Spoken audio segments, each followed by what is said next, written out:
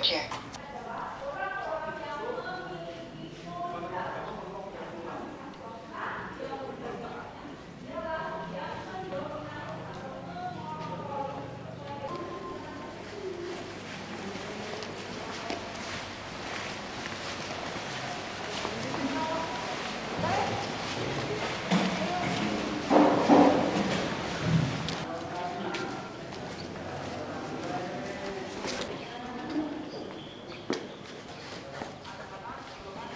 Assalamualaikum warahmatullahi wabarakatuh.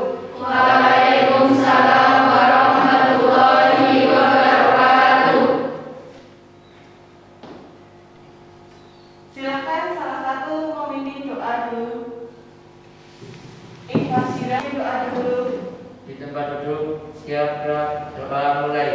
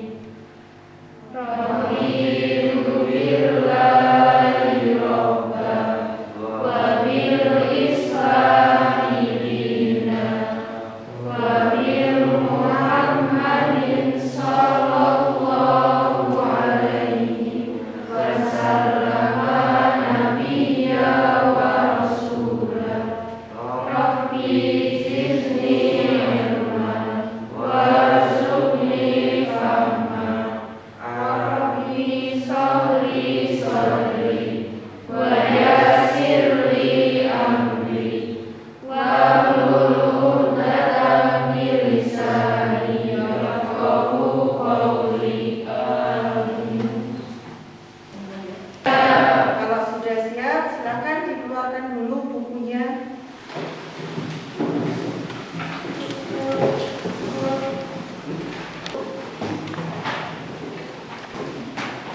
Sebelum kita lanjutkan, saya absensi terlebih dahulu.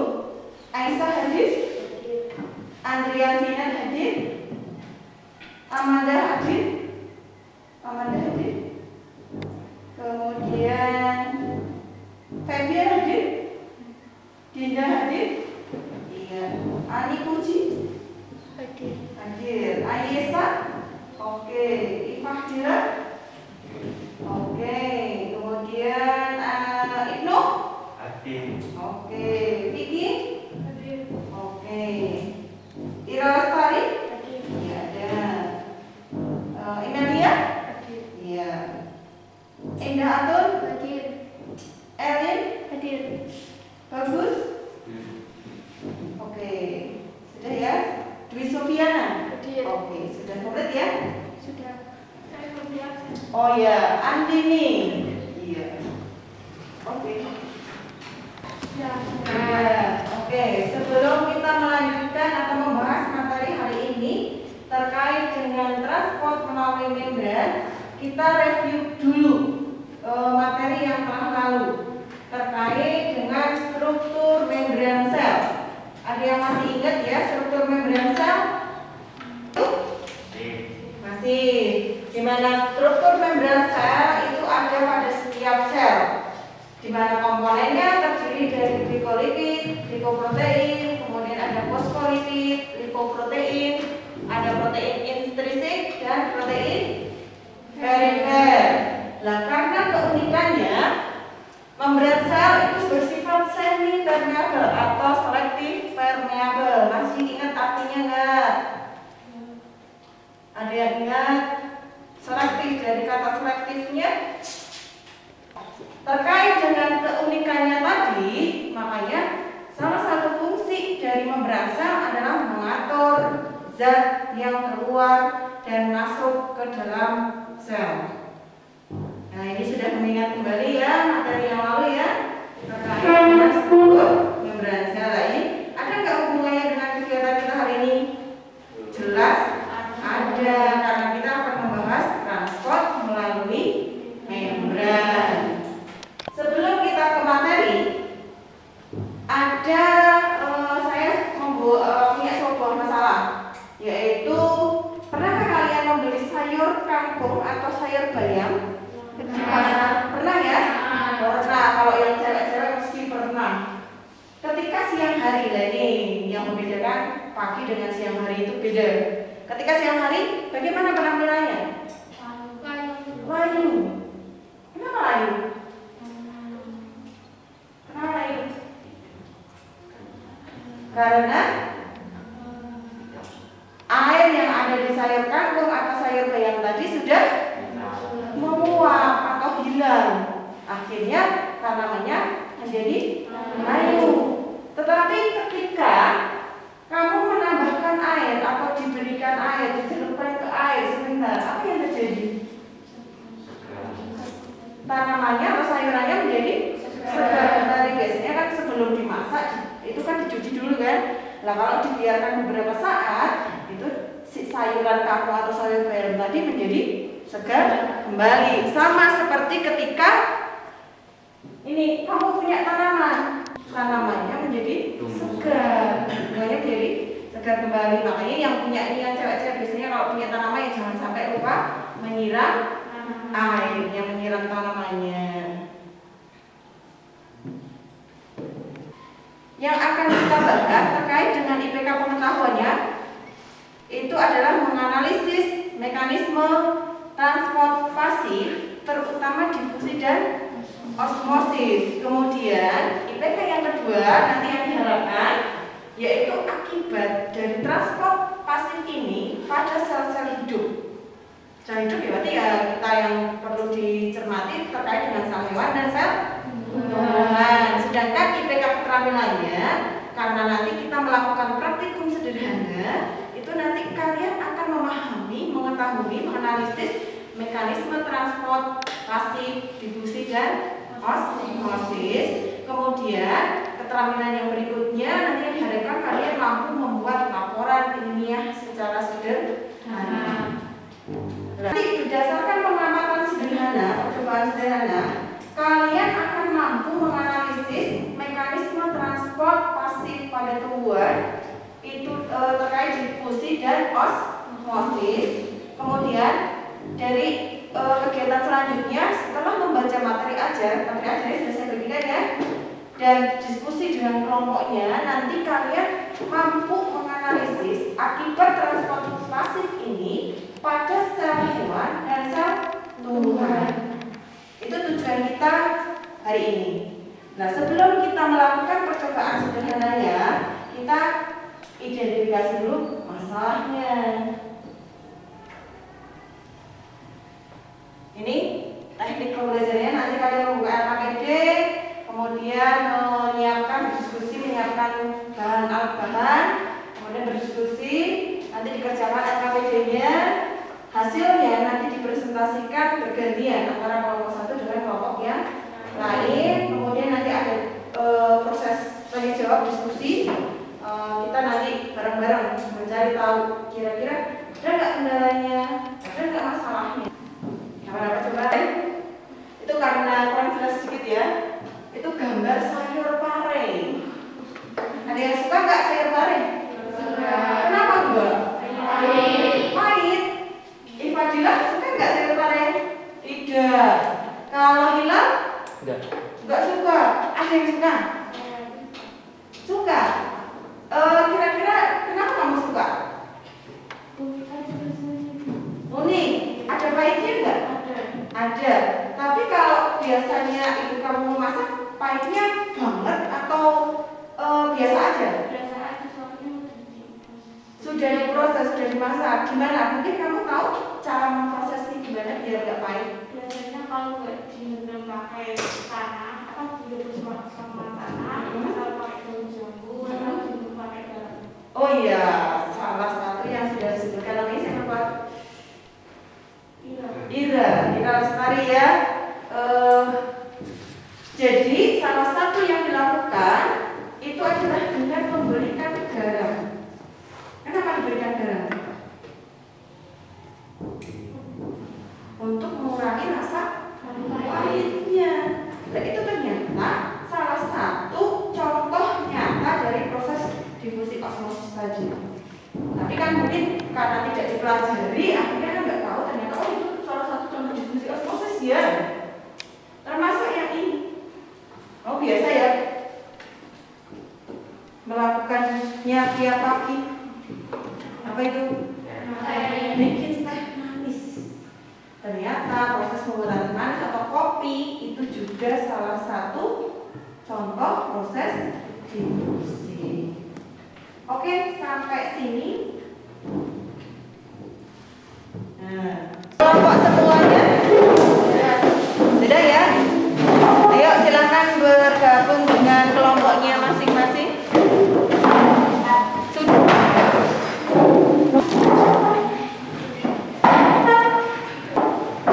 Sudah siap semua?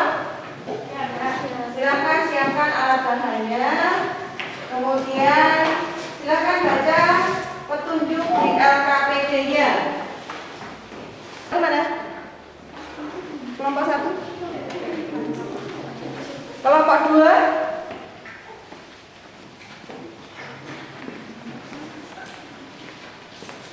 Kelompok 3.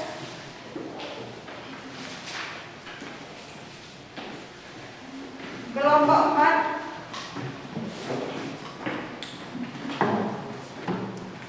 Sudah tahu cara kerjanya ya? Ada 2 mekanisme transport yang harus kita lakukan. Yang pertama difusi. Yang kedua osmosis. Yang difusi, kalian menyiapkan 3 buah gelas aqua. Kemudian berilah air dengan volume yang sama, kurang lebih 100 ml. Nanti bisa diukur pakai ukurannya. Kemudian setelah itu kalian menggunakan sedotan, celupkan pada pewarna, ditutup bagian atasnya biar nanti terbawa pada sedotan, baru diteteskan pada larutan sesuai dengan petunjuk yang ada di LKPD ya. Nah, nanti ada yang 2 tetes, ada yang 3 tetes, ada yang 5 tetes. Kemudian jangan lupa mana yang 2 tetes, mana yang 3 tetes dengan 5 tetesnya dibedakan. Boleh dikasih kertas label. Kemudian catat waktu yang dibutuhkan sampai larutan itu memungkin atau merata. Itu yang pertama.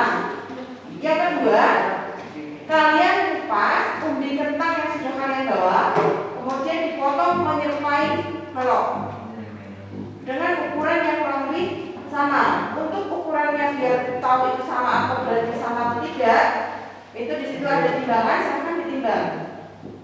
Kurang lebih misalkan kalau bisa sama ya. Setelah itu sama menggunakan 3 buah aqua gelas tadi, sama diberikan air yang volumenya sama. Kemudian yang membedakan adalah 1 gelas tidak diberikan garam, jadi air murni. Yang gelas kedua tambahkan 1/2 sendok teh garam. Yang gelas ketiga tambahkan 1,5 sendok teh garam. Kemudian kalian diamkan kurang lebih 20-30 menit. Setelah itu kentang tadi diambil, kemudian amati perubahan teksturnya, bentuknya. Syukur-syukur kalian ukur panjangnya. Kalau enggak, silahkan ditimbang lagi berapa beratnya, adakah perubahan. Catat. Kemudian termasuk volume air yang habis untuk merendam kentang tadi juga diukur, gitu ya. Kemudian catat GAKPD. Kemudian ada yang soal berikutnya, itu silahkan didiskusikan sambil membuka materi ajar yang sudah saya bagikan, termasuk boleh menggunakan buku yang sudah kalian miliki. Sampai sini ada yang ingin ditanyakan dulu? Petunjuknya, cara kerjanya bisa ya? Bisa ya? Bisa. Oke, silakan mulai bekerja. Biar cepat bagi-bagi tugas. 2 orang mengerjakan yang bagian A, 2 orang lagi mengerjakan bagian yang B.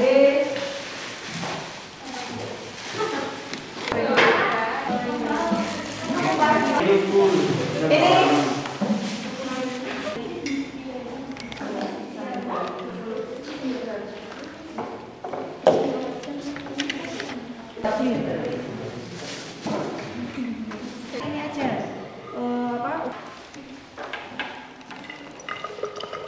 salah satu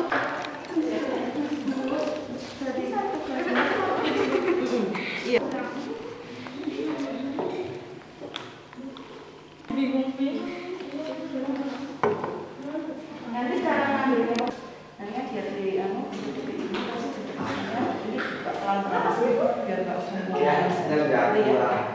Nanti tetes.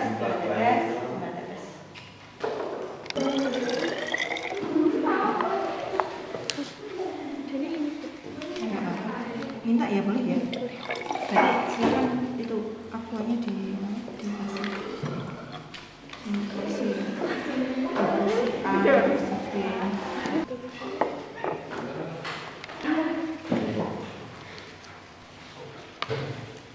Satu lagi kan osmosis A, B, C yang sama.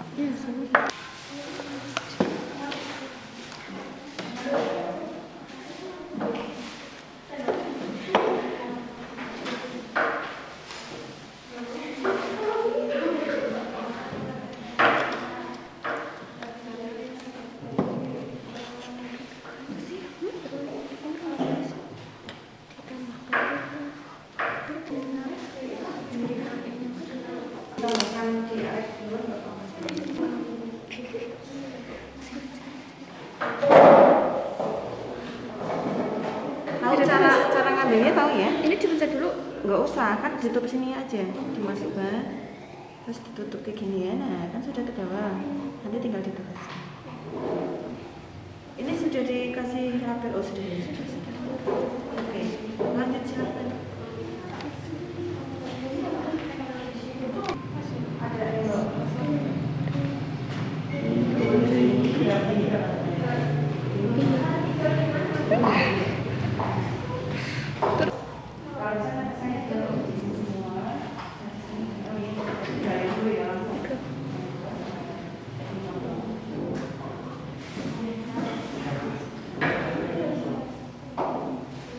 cukup satu aja nggak apa-apa.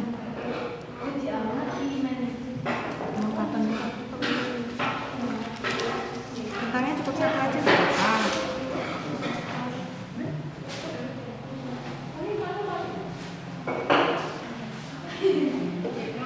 Kalau sudah punya kertas label, silakan di model. Jadi nanti kalau ada yang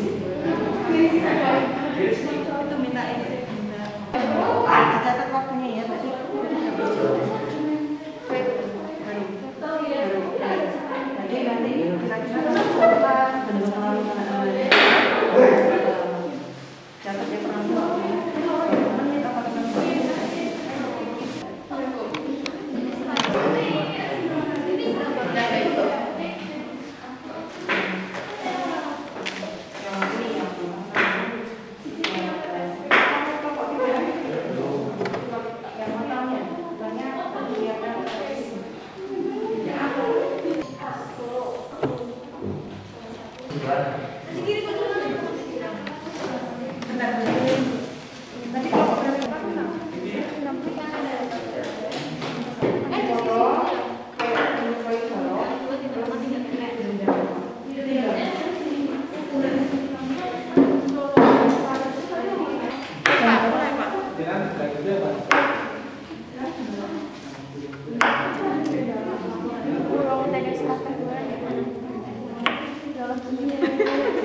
Kayak ganti baik sih. Oh, ini Bapak. Ini yang boleh dilihat. Nama-nama kegiatan. Iya.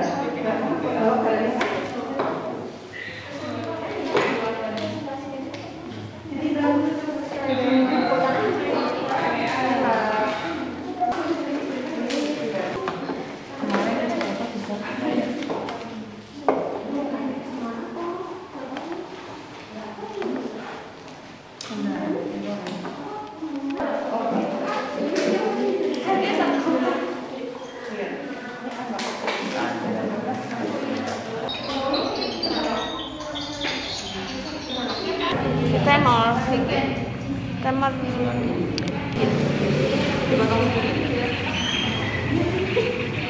Kurang lebih 2 gram.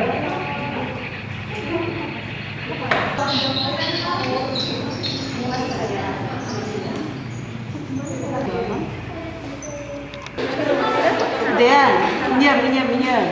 Masukkan ke air.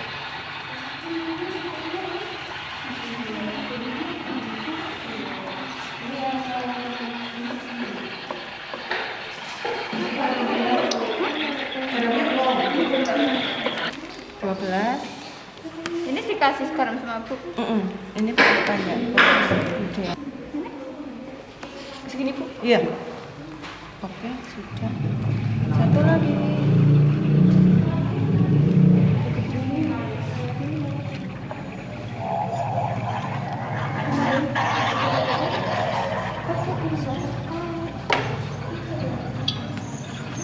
Terus diaduk sampai rata ya.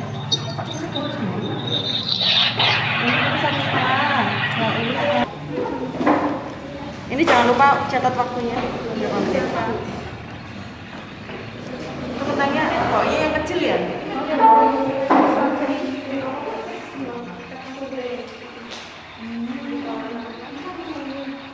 Juga 6 juga 6, berarti 6 gram sebelum, berarti sebelum 6 gram. Ini silahkan ambil menunggu perjalanan kata tadi di sini ya. Oke, ini mau ditanyakan? Enggak ya? Ada yang masih kesulitan? Udah ya, sambil menunggu. Itu kan juga sebuah Oke, persoalan. terima kasih. Sudah. Assalamualaikum.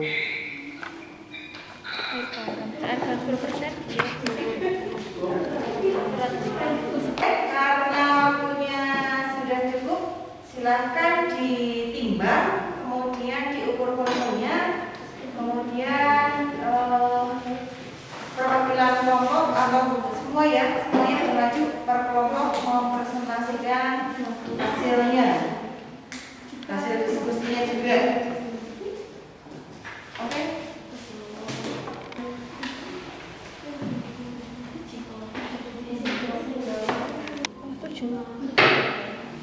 Tambahan air kayak ini ya.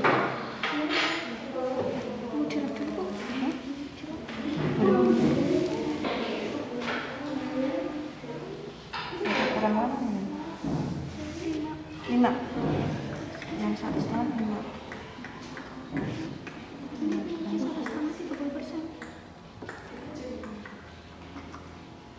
Terus volumenya juga diukur. Ya, 5 juga. Ini yang air biasa berarti yang 6. Nah, Setengah gram. jadi berapa? Terus yang ini tadi dia mana ya? Kurang? Iya, kurang. 9. Iya, 9. Skalanya berapa sih? 90 sama 100 ini kan 10 kan ya? Berarti 1, 99. Harusnya tetap.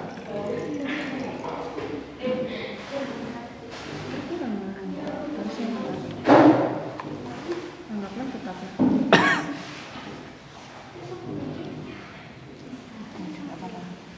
Nah, apa? Berapa gram? 1,5. Tadi berapa gram? Tadi 8. Tapi kalau ini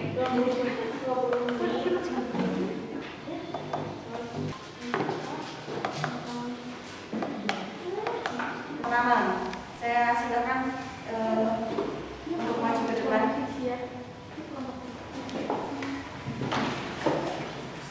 Yang lainnya silakan memperhatikan.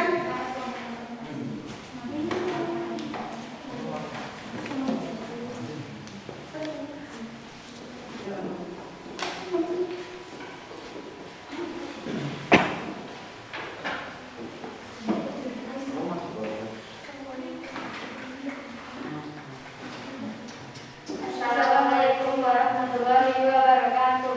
Waalaikumsalam warahmatullahi wabarakatuh. Perkenalkan, kami dari kelompok 1 mau membacakan hasil diskusi. Perkenalkan, Nama saya Nanda Trivati. saya Aisyah Arjani. Saya Khadijah.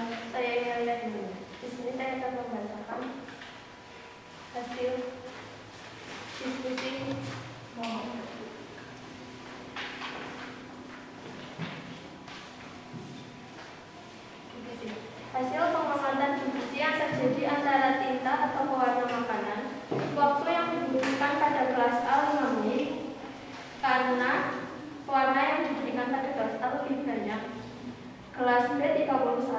dan gelas C sama 31.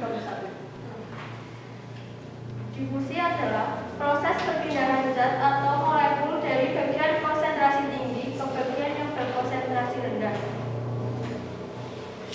tanpa memerlukan energi. Pada pengamatan di atas, terjadi proses difusi antara tinta atau pewarna makanan dengan air sehingga terbentuk larutan yang homogen. Difusi akan terus berproses dan terjadi sampai seluruh partikelnya tersebar luas dengan rata atau mampu memperoleh keadaan seimbang. Tinta atau pewarna memiliki konsentrasi yang tinggi, bersifat hipertonik. Sedangkan air berkonsentrasi rendah bersifat hipotonik. Terbentuknya larutan yang homogen antara tinta atau pewarna dan air ini tidak memerlukan energi, terjadi secara spontan. Proses difusi pada gelas A lebih cepat daripada gelas B dan C. Sedangkan proses difusi pada gelas C paling lambat. Hal ini karena tinta yang diberikan pada gelas C lebih sedikit dibandingkan pada gelas A dan B.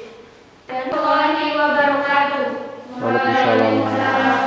Warahmatullahi wabarakatuh. Perkenalkan, nama saya Elin Fatmawati. Saya Fido Lidiana. Saya Indatu. Saya Nidya Sakti. Kami dari kelompok 4 akan mempresentasikan hasil diskusi kelompok kami. Hasil pengamatan osmosis pada umbi kentang. Pada kelas 1, berat kentang sebelumnya adalah 6 gram dan sesudahnya 6 gram. Volume air sebelum 100 ml, sesudahnya tetap 100 ml. Pada kelas 2 yang berisi air garam 10%, berat kentang semula 6 gram dan sesudahnya menjadi 5 gram. Volume air sebelumnya 100 ml dan sesudahnya 99 ml. Kelas 3 yang berisi air garam 30%, berat kentang sebelumnya 6 gram dan sesudahnya 5 gram. Dengan volume air sebelumnya 100 ml, sesudahnya 105 ml. Pada percobaan kedua, yang diamati adalah terjadinya proses osmosis. Ketika kentang yang baru dipotong dimasukkan ke dalam larutan garam dengan kepekatan yang berbeda, maka terjadi pengarutan dan tekstur kentang menjadi lembek. Kentang di kelas C mengalami pengarutan lebih besar dibanding kentang di dalam kelas B. Sedangkan pada kelas A tidak terjadi pengarutan. Hal ini membuktikan bahwa besarnya kepekatan suatu larutan garam berpengaruh pada perubahan ukuran dan tekstur kentang. Larutan garam berkonsentrasi tinggi atau bersifat hipertonik, sedangkan kondisi di dalam kentang bersifat hipotonik terhadap larutan garam. Seperti inilah proses terjadinya osmosis. Osmosis adalah perpindahan molekul air dari larutan dengan kepekatan rendah menuju larutan dengan kepekatan tinggi melalui selaput semi permeable. Pada percobaan kelas B dan C, air di dalam kentang yang berkepekatan rendah akan keluar menuju larutan garam dengan kepekatan lebih besar daripada molekul air dalam kentang, sehingga kentang mengarut karena kekurangan air. Sedangkan pada kelas A terjadi perpindahan air dari luar kentang masuk ke dalam kentang. Hal ini karena kondisi di dalam kentang lebih pekat daripada aqueous atau air biasa, sehingga tekstur kentang menjadi lebih kaku. Sampai di sini, kelompok lain ada yang mau bertanya? Assalamualaikum warahmatullahi wabarakatuh. Waalaikumsalam warahmatullahi wabarakatuh. Gambar sel darah merah. Gambar A. Pada gambar A, sel mengalami krenasi atau pengerutan. Hal ini terjadi karena air atau H2O dari dalam sel keluar ke lingkungan, sehingga dapat menyebabkan kematian sel. Peristiwa ini disebabkan karena konsentrasi larutan dalam sitoplasma sel darah lebih rendah dibandingkan dengan konsentrasi lingkungan di sekitarnya. Maka air akan bergerak keluar meninggalkan sel secara osmosis. Dengan Dengan kata lain, sel ini dapat mengalami drenasi jika berada dalam larutan hipertonik, yaitu larutan dengan konsentrasi yang lebih tinggi dibandingkan konsentrasi di dalam sel. Gambar D, pada gambar bentuk sel darah merah dalam keadaan normal atau tetap. Hal ini karena jumlah air yang keluar dan masuk ke dalam sel seimbang. Sel-sel hewan cenderung dipertahankan dalam keadaan isotonik, yaitu keadaan dengan konsentrasi air di sekeliling sel sama dengan konsentrasi air dalam sel. Pada gambar C, sel mengalami lisis atau pecah. Hal ini disebabkan karena sel ditempatkan pada larutan hipotonik. Larutan hipotonik memiliki banyak molekul air bebas dibandingkan yang terdapat di dalam sel. Molekul air tersebut akan masuk ke dalam sel secara osmosis. Jika keadaan demikian terus berlangsung, sel akan membengkak dan dapat menyebabkan membran plasma pecah atau hemolisis. Apakah ada pertanyaan? Disebutkan ada istilah hemolisis, apa artinya? Arti hemolisis Oke. sekian dari kami. Assalamualaikum warahmatullahi wabarakatuh. Warahmatullahi wabarakatuh. Nama saya Dini Widya. Nama saya Dini Sofiana. Nama saya Ila Lestari. Nama saya Fadil Al-Fadri. Nama saya Hilal Asqar. Kami dari kelompok 4 akan mempresentasikan hasil diskusi kami. Hasil analisis gambar sel tumbuhan. Gambar A. Pada gambar A, sel tumbuhan mengalami plasmolisis, yaitu terlepasnya membran plasma dari inti sel. Hal ini disebabkan karena sel tumbuhan berada pada lingkungan yang berkonsentrasi tinggi atau hipertonik daripada keadaan di dalam sel yang konsentrasinya lebih rendah atau hipotonik. Akibatnya, air yang berada di dalam sel akan keluar ke lingkungan secara osmosis. Gambar B. Pada gambar B, bentuk sel tumbuhan dalam keadaan normal atau tetap. Hal ini menunjukkan air yang masuk ke dalam sel sebanding dengan air yang keluar dari sel. Proses ini terjadi karena konsentrasi cairan di dalam sel dan konsentrasi di luar sel dalam keadaan seimbang atau isotonik. Gambar C. Pada gambar C menunjukkan lebih banyak air yang masuk ke dalam sel. Hal ini terjadi karena konsentrasi di luar sel lebih rendah daripada di dalam sel. Artinya sel tersebut berada di dalam larutan yang hipotonik terhadap cairan selnya sehingga bentuk sel membesar atau turbid. Jadi osmosis adalah peristiwa berpindahnya pelarut atau air melalui membran semi permeabel dari konsentrasi zat rendah atau hipotonik ke konsentrasi zat yang lebih tinggi atau hipertonik. Sampai di sini ada yang ingin ditanyakan? Apa akibatnya sel tumbuhan dan sel hewan jika ditempatkan pada larutan hipotonik? Nah, pada sel tumbuhan yang ditempatkan pada larutan hipotonik akan mengalami ketegangan atau turbid. Sedangkan pada sel hewan akan mengalami pecah atau lisis. Hal ini karena sel tumbuhan memiliki dinding yang bisa mempertahankan bentuknya. Ada lagi? Ada lagi yang ingin ditanyakan? Tidak, cukup jelas ya? Jelas, silakan. Cukup sekian dari kami. Wassalamualaikum warahmatullahi wabarakatuh. Waalaikumsalam warahmatullahi wabarakatuh.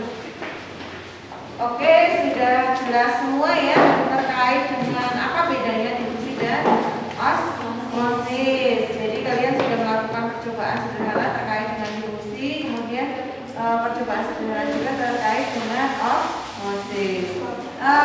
Untuk kegiatan selanjutnya ini konfirmasi dari saya. Silakan disimak video berikut.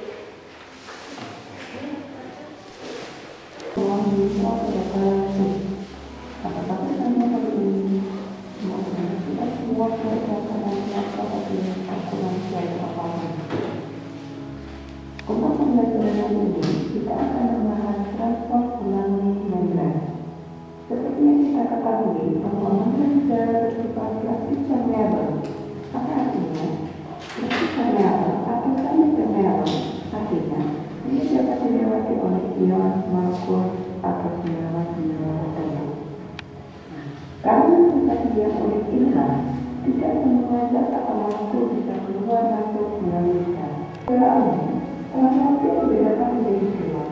yaitu transport 1 dan transport 4. Apa transport pabrik? Transport pabrik adalah perpindahan dan melawan energi konsentrasi tanpa energi, tanpa menggunakan energi atau terjadi secara spontan. Tadi kalian sudah praktek tentang menggunakan larutan air yang ditambahkan dengan pewarna ya. Itu nanti akan tercampur menjadi larutan yang homogen secara langsung atau sendiri tanpa diaduk pun nanti akan tercampur menjadi larutan yang homogen. Kemudian yang osmosis itu terjadi perpindahan pelarut dari molekul yang konsentrasinya rendah ke molekul yang konsentrasinya tinggi. Jadi itu terjadi ada di sekitar kita, ada di sekeliling kita. Dan ini termasuk mungkin barangkali kalian pernah bermain air yang berlama-lama, itu nanti ujung jari kalian itu akan mengkerut. Sebenarnya bukan karena kamu kekurangan air, ya, tetapi karena ada sebagian air yang masuk di bagian ujung jari kamu sehingga sasarnya menjadi membengkak, sehingga tercipta semacam kerutan-kerutan seperti itu. Kemudian untuk selanjutnya mohon salah satu siswa bisa menyampaikan refleksi untuk kegiatan kita hari ini. Siapa ya? Elin, coba apa yang sudah kamu pahami, sudah kamu pelajari hari ini? Yang saya pelajari dari hari ini yaitu pengertian osmosis, difusi, contoh-contohnya, dan yang belum saya pahami itu akibat proses osmosis yang terjadi pada sel tumbuhan dan sel hewan. Oke, jadi memang osmosis itu bisa berakibat buruk ya bagi tubuh kita ya. Jadi kalau misalnya pada kita salah satu tubuh kita ditempatkan pada larutan yang hipertonik, itu sel akan mengalami drenasi atau pengerutan. Akibatnya apa ya? Kematian sel. Sebenarnya sama saja ketika sel itu diberikan pada tempat yang hipotonik. Kalau sel hewan itu dia nanti juga akan mengalami kematian. Kenapa? Sel-selnya pecah karena dia ketambahan air yang masuk ke dalam sel sehingga selnya akan diisi satu pecah, kematian sel. Tapi berbeda dengan sel tumbuhan.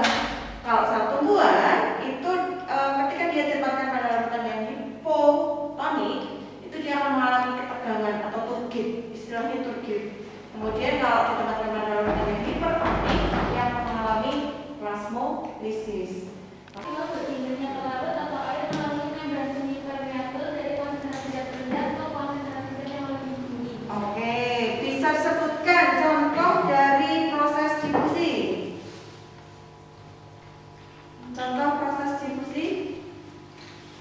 Contoh proses difusi adalah pertukaran O2 dan CO2 di alveolus paru-paru menyebarnya berupa enzim yang disemprotkan pembuatan teh manis atau kopi. Oke, kemudian apa ya contoh osmosis di kehidupan kita sehari-hari?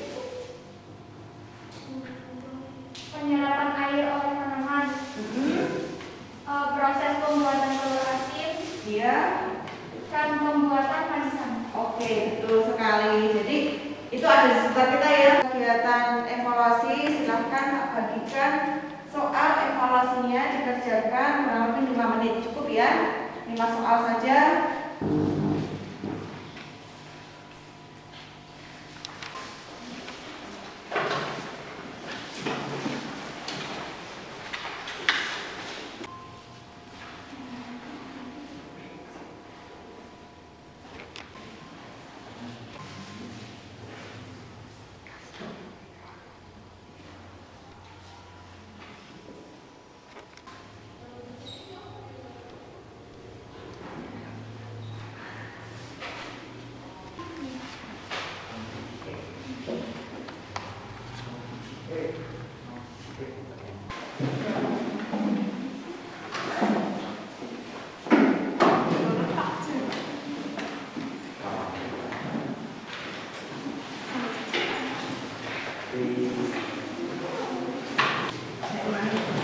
Sudah selesai semua ya?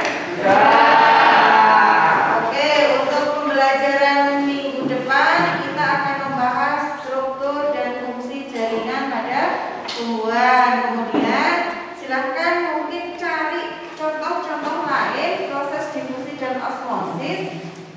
di lingkungan sekitar kamu, di lingkungan sekitar rumah kamu, kemudian dicatat dalam buku catatan kamu.